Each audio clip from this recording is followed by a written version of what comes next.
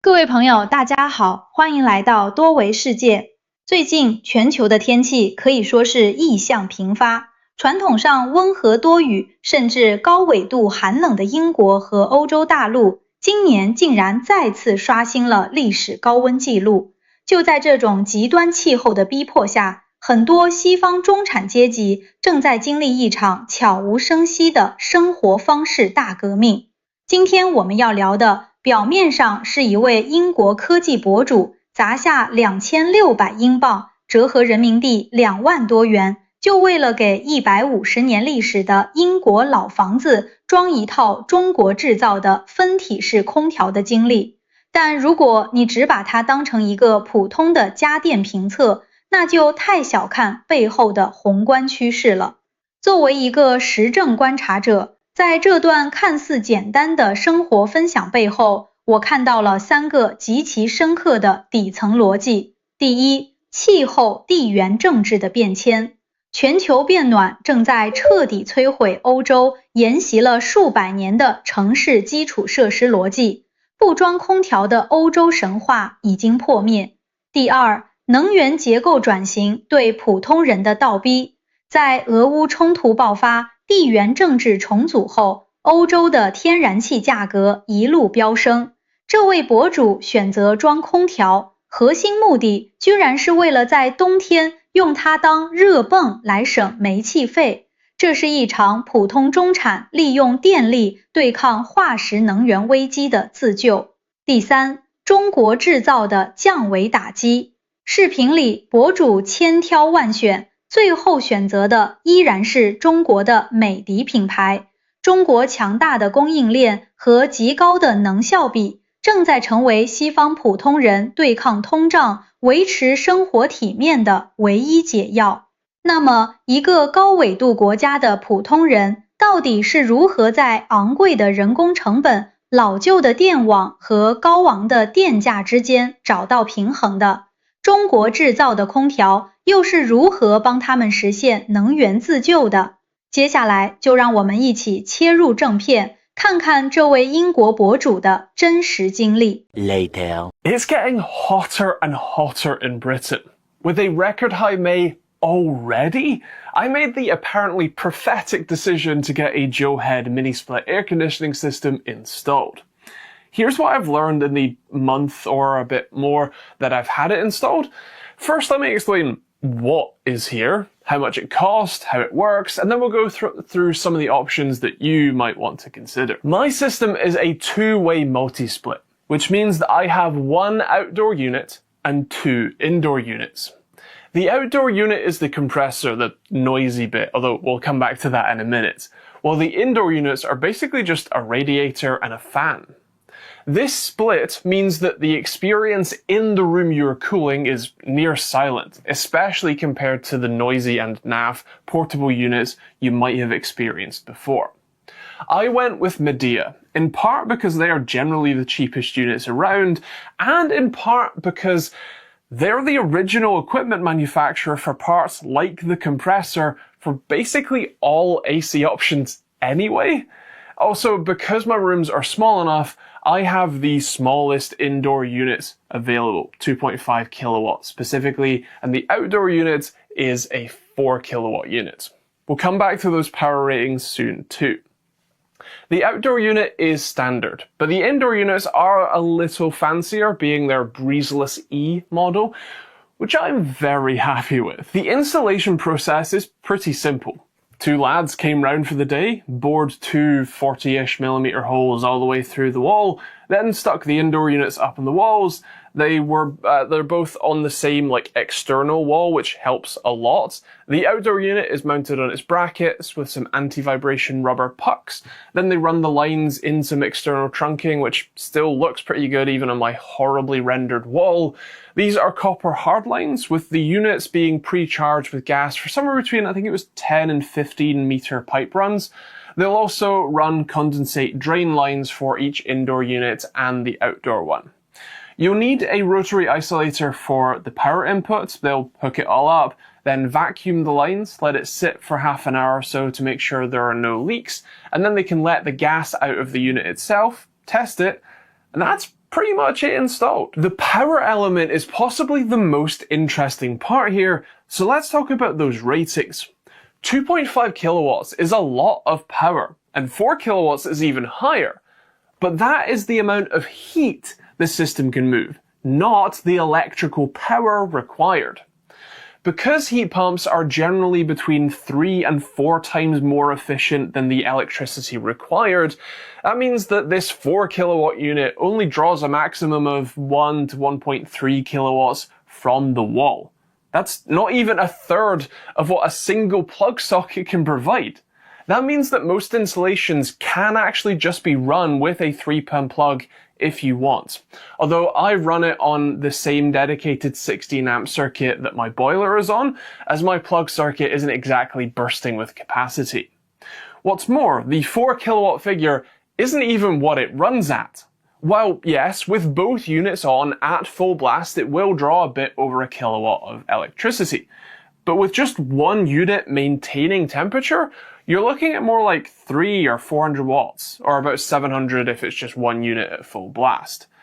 That's the power for the compressor and the indoor unit fans. That's really cool, literally.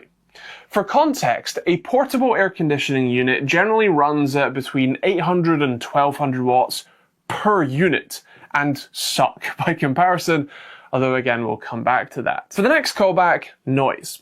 Having used multiple portable units in the last couple years, I was afraid that this would be just as noisy.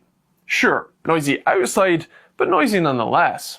Happily, this thing is whisper quiet. Even at full chat, a car driving by is louder, even right next to the outdoor unit. I was afraid that the vibrations from the compressor would make its way into our bedroom wall, because it's bolted to the outside of our bedroom after all. But there's nothing. It is silent. As for the indoor units, well, a desktop fan is louder. A lot louder by comparison, actually. These things are insanely silent, enough that I often forget they're even on. And with the ability to put these in breezeless mode, which shuts the louvers and disperses the air nicely, and you can turn the LED screen off, you wouldn't know it was blowing cool air at you unless you stood right under it and felt it. It's amazing. Oh, and these units also have a UV lamp inside, meant to sort of clean the air nicely. I guess a nice value add.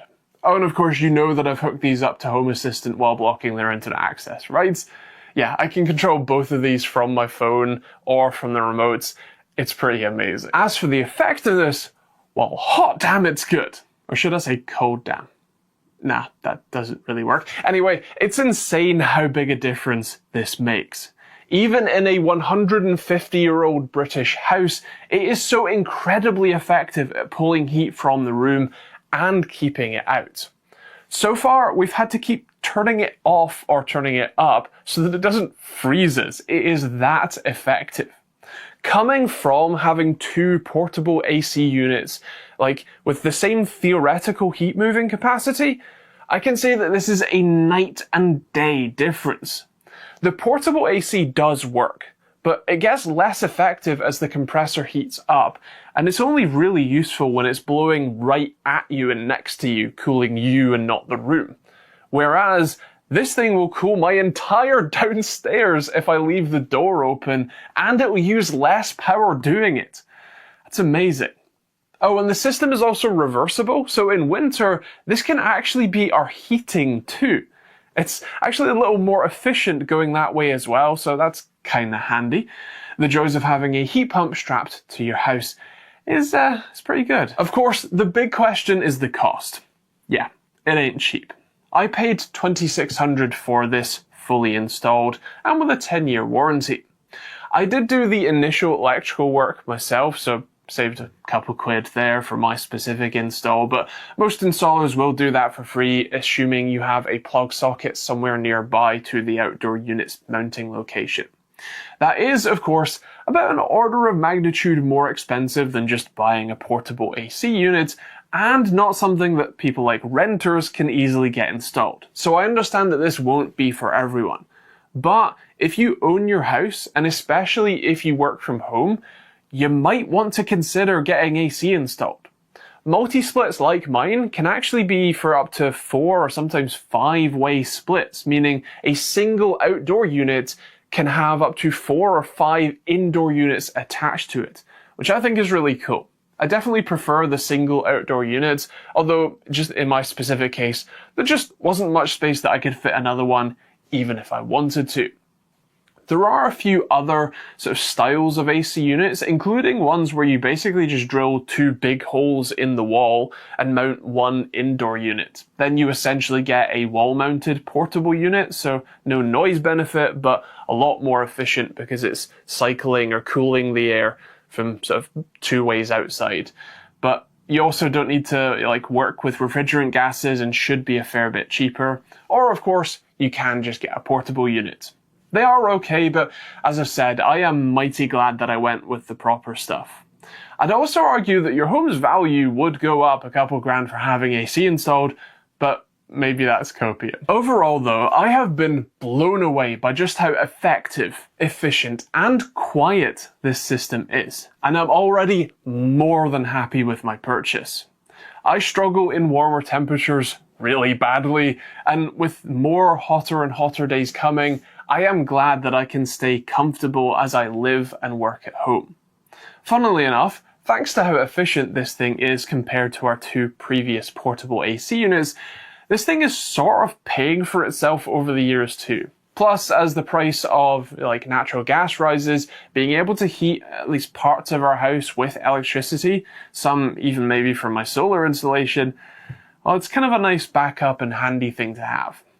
Like I said, I am pleased with this thing. Of course, those are my thoughts, but I'd love to hear yours in the comments down below. What do you think about getting air conditioning installed? Is this something that is even viable for you? Later. 好，看完刚才的正片，相信大家对这场英国装空调的行动有了更直观的感受。我们来做个深度的总结。这桩看似简单的家电升级，折射出的是整个欧洲在时代浪潮下的阵痛与撕裂。首先，它暴露了基础设施的滞后，150年的老房子，脆弱的电网架构，让西方人在面对极端气候时显得步履维艰。其次，它揭示了西方中产阶级的焦虑与分化，就像视频里博主自己坦言的，2万多人民币的安装费，对于有房的能居家办公的中产来说，是一笔长远投资。